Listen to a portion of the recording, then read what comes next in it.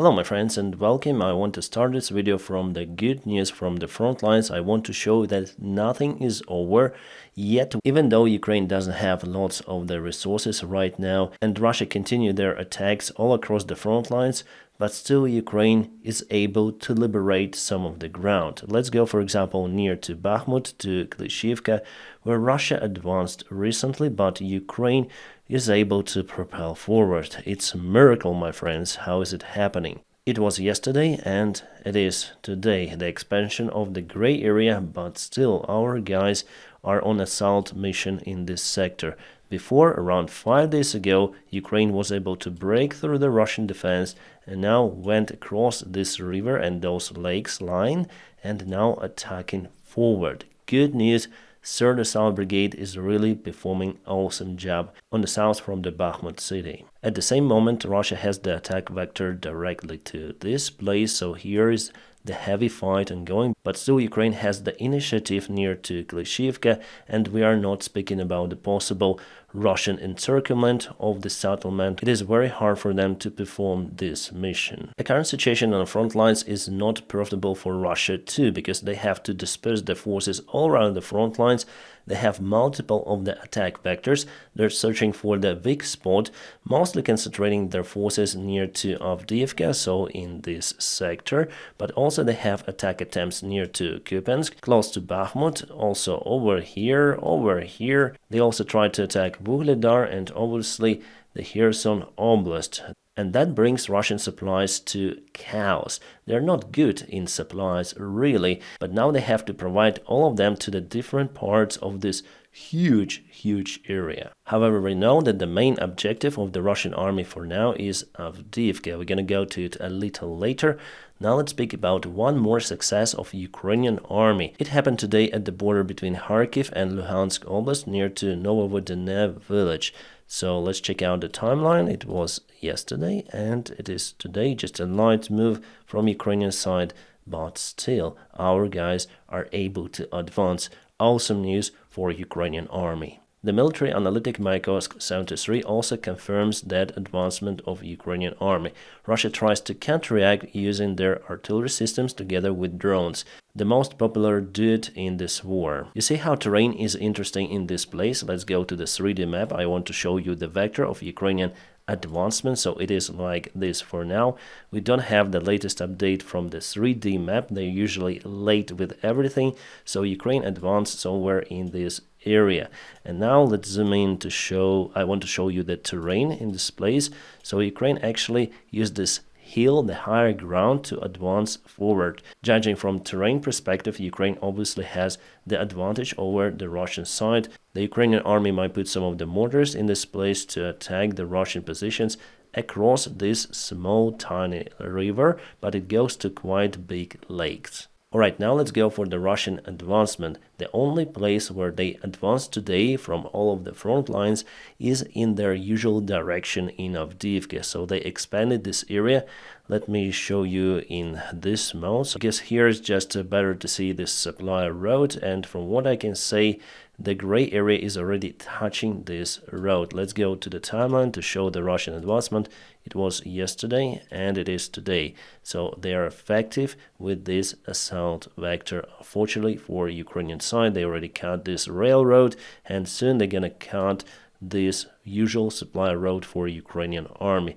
But we have the alternate one, which I showed you already before in my 2 previous videos. Pardon, there is also one more Russian advancement happening in this place.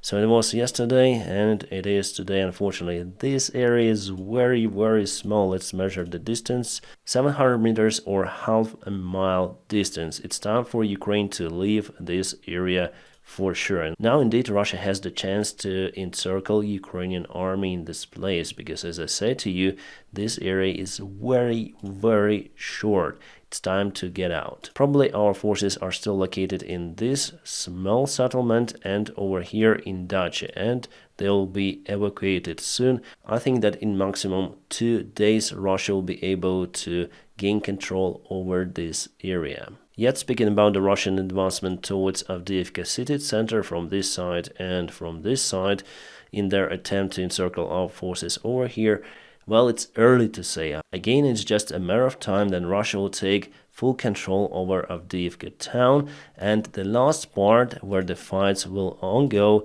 is in this factory. Why? Because it has lots of the underground space and two robust supply lines. I don't think that Russia will be able to cut those in a nearby perspective. But a new Ukrainian commander general already said that they will reinforce Avdiivka and they are not going to let it to the Russian hands. Well, actually, I expected that logic from Commander Syrsky because he did the same in Bakhmut. The Bakhmut situation last year was really tough, and Commander Zaluzhny told to evacuate Ukrainian forces to withdraw them from the Bakhmut city after Wagner's entered the city. But Syrsky said no, and with President Zelensky, they insisted that the Ukrainian army should resist there. And because of that, we had losses in the urban fight. So it's better to avoid the urban fight because the losses will be 1-1. If our army keeps enemy out from the city, the losses is 1-5 in favor of Ukraine. In Avdiivka case, sometimes 1-12, as you saw before. In the city, the effectiveness of the drones drops gradually, especially FPV drones, so it's better to use them in the open environment. That is why the urban fight is not profitable for Ukrainian army. Again, I'm not surprised about this decision, but I think it's the wrong decision to fight there as long as possible. The proper way would be to create the defense lines all around Avdiivka, but it also wasn't done before, unfortunately, and now it's obviously too late. It was too late even 4 months ago. Just some disclaimer, I'm not the military analytic, I'm not in the military, I don't know lots of the stuff of what is really happening out there. I just shared the information I got from our soldiers sometime in the open media sources like Telegram, like TikTok, where they record the videos about what is happening really, and I translate that message on my channel. Or transfer this message, it's better to say.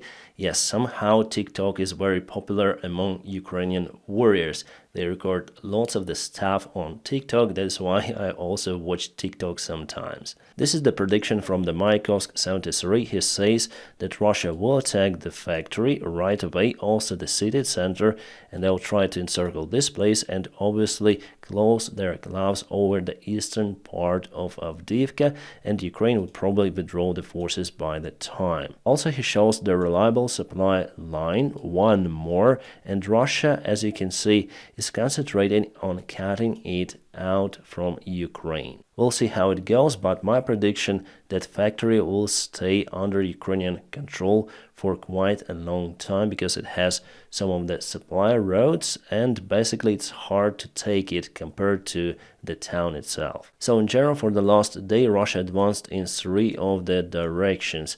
Quite concerning about this territory for today.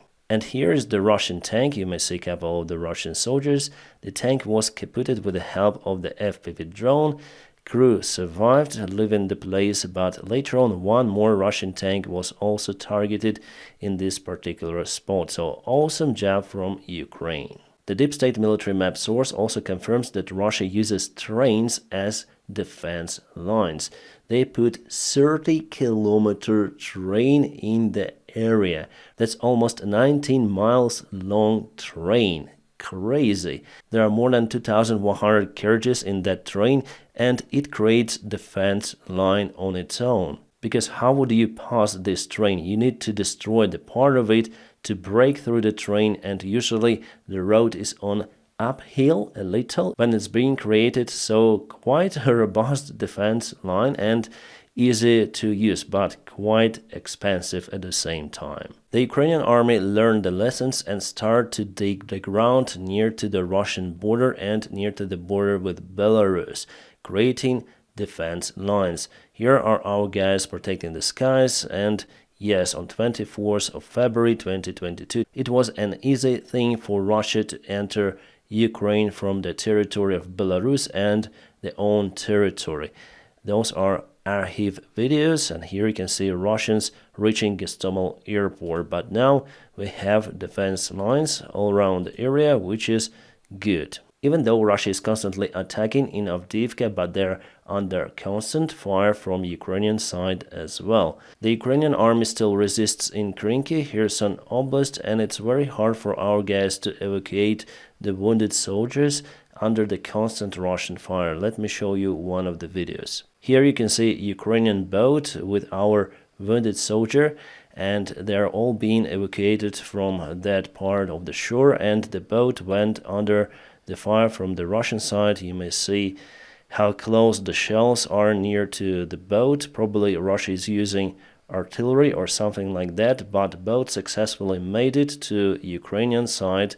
And yeah, it's very risky job for our soldiers out there, especially evacuation, because it's open territory, open field, open water, let's say, and it's very hard. Ukraine successfully kaputted the Russian radar of the Russian air defense system Buk M3, and it's been located very far behind the front lines, somewhere between Horlivka and Alchevsk, a little bit north from the side. I believe that HIMARS rocket artillery system was used for that job. By the way, the HIMARS unit was spotted in one of the airports somewhere, being loaded on Ruslan Antonov 124 of Antonov Ukrainian airline. Probably it will fly to the United States of America for maintenance. It doesn't mean that it was damaged by Russians, no. It is just a maintenance job that should be done regularly, and we are unable to do it in Ukraine, so it should go to developer.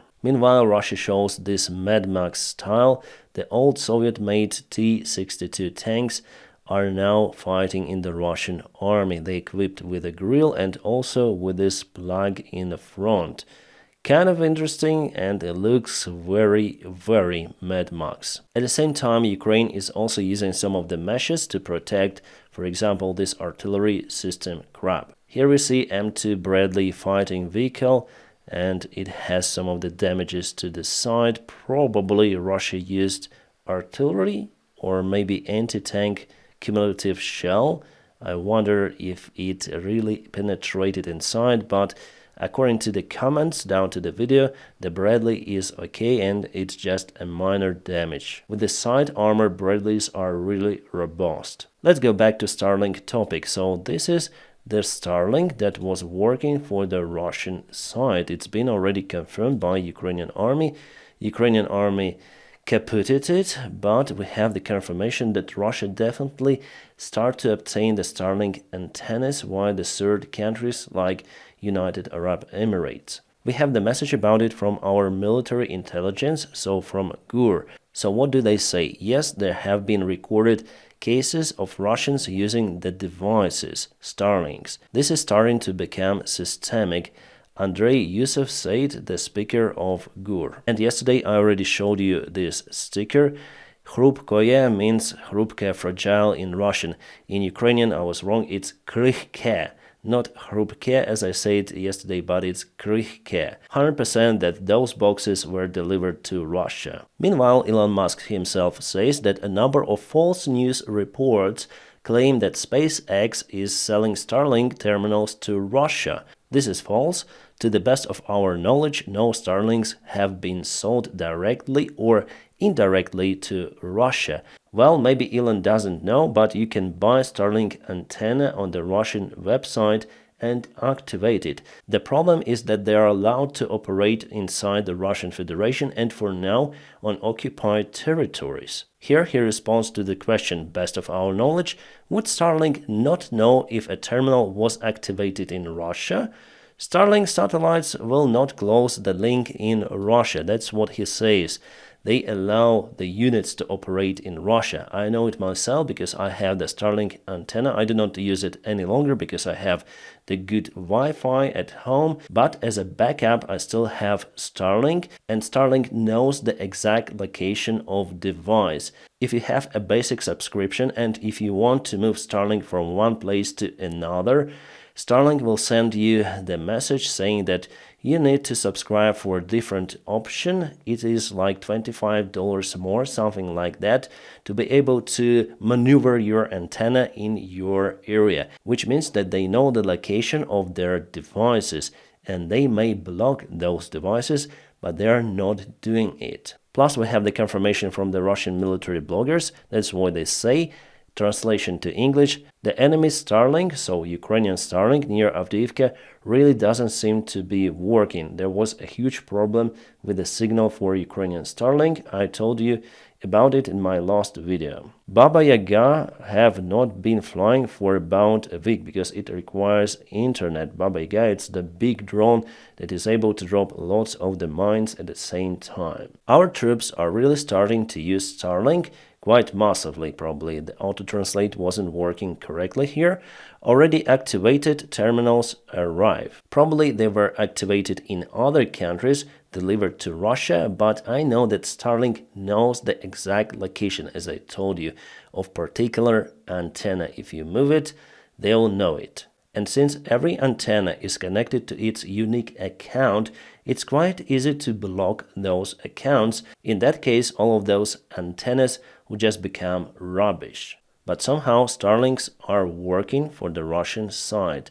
I'm sure about it. I don't know why, but Poland is doing nothing about their crazy pro-Russian protesters who cut Ukrainian tracks full of grains. So it was done today by them. Those tracks were heading towards Lithuania through the Polish territory. That's it. But some of the Polish pro-Russian protesters just gone crazy about it, and Poland really does nothing. Polish police does nothing. Polish politicians also. I think it's a big politician game inside Poland, but they really allow those people just to block their main roads, to riot and to do whatever they want. I think Putin looks at this and he knows how to make his own rights, for example, in Poland and Lithuania near to Suwalki corridor. I'm sure that the same people will be used, paid people, and after that Putin will start to protect them. Just a small crowd is enough to block the roads, to block the border between the countries. Something is crazy inside Poland politician leadership or inside Poland's police. They are not willing to do what they should. Oh, this one you'll like for sure. Let's listen to the candidate Donald Trump. The president of a big country stood up and said, well, sir, if we don't pay and we're attacked by Russia, will you protect us? I said, you didn't pay? You're delinquent? He said, yes, let's say that happened. No, I would not protect you. In fact, I would encourage them to do whatever the hell they want. You got to pay. So he will encourage Russia to attack the allies of the United States of America if somehow they're unable to pay for their security, let's say. He means NATO countries. So he's not willing to support NATO, let's say, if he got elected. Moreover, he said that he wants to encourage Russia to attack its neighbors. Poland, take care. Also, Trump said that no money in form of foreign aid should be given to any country unless it is done as a loan.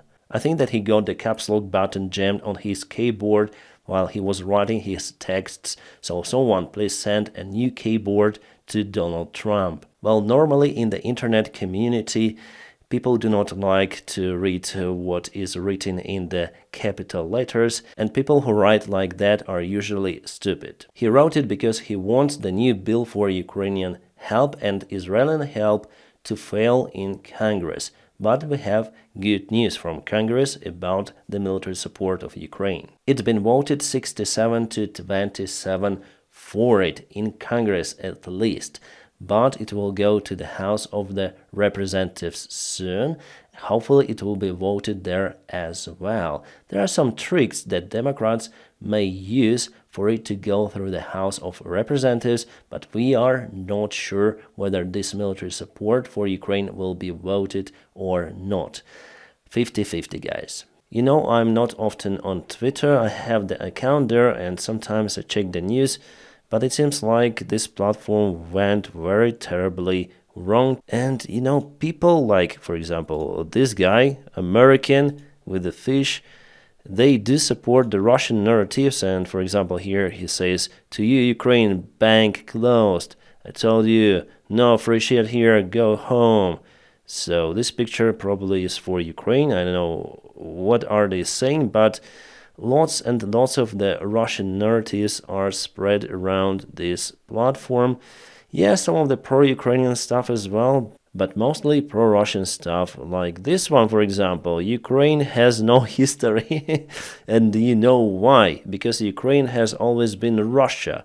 Make Ukraine Russia again. And here they show some sort of the map of the Russian Empire, with Finland included, with Baltic countries, part of Poland, and other countries included in the Russian Empire. And if we check the count, it will be total madness, like anti-Ukrainian, pro-Russian, really, really interesting who are those people really are. And I'm not surprised because, you know, they share the narratives of Trump himself. And oh my god, I don't really like this platform any longer because it's occupied by the pro-Russian bots, as I say to you, and Elon Musk probably bought it for this reason. So that's why I'm mostly on Telegram now, because you may choose whom you may follow without this pro-Russian propaganda, because here if you put in search Ukraine, it's terrible. And for me personally, the interface of this website, of this platform, is kind of terrible compared to Telegram. So my friends, if you want to join me on my Telegram channel, you may check it out in the video description just below. And also, my friends, don't forget to press your huge like to this video. By doing so, you help me a lot. And if you want to support my job, you may check out some of the links in the video description where you may support me on Patreon or just on the sponsorship of this YouTube channel. Thank you so much for your awesome support. My friends, as usual, I wish you all a peaceful sky wherever you are, and have a great time.